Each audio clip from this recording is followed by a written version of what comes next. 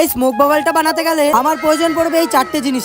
এটা তো খুব সুন্দর, কিন্তু তুমি কিভাবে বানালে? তুমি এই বাটিটার মধ্যে হালকা একটু জল নিয়ে বাটিতে থাকা জলের মধ্যে শ্যাম্পুটা দিয়ে দিলাম। তো ঠিক আছে, আমিও একটা বাটি নিয়ে সেটাতে একটু জল দিয়ে শ্যাম্পুটা দিয়ে দিলাম, আর সাথে দিয়ে দিলাম একটু চিনি, যাতে বাবলটা তাড়াতাড়ি না ফেটে যায়, একটু বড় হয়। তারপর ঠিক বাটিতে থাকা শ্যাম্পুটাকে ভালোভাবে জলের সাথে গুলিয়ে নিলাম। তো ঠিক আছে, আমিও ভালোভাবে গুলিয়ে নিলাম। দেখো, তারপর একটা কাগজে আগুন ধরিয়ে নিয়ে কাগজটাকে ঠিক বোতলের মুখ দিয়ে ঢুকিয়ে দিলাম, যাতে কাগজের ধোঁয়াটা সম্পূর্ণ বোতলের মধ্যে থাকে। আর হ্যাঁ, তোমরা যে বোতলটা নেবে ওই বোতলটার উপরে একটা সাইডে একটা এরকম ভাবে ফুটো করে নেবে, যেটা তোমাদের বাবলটা বানাতে হেল্প করবে। এরপর একটা কাগজে আগুন ধরিয়ে বোতলের মধ্যে ধোঁয়াটা ভর্তি করে নিলাম।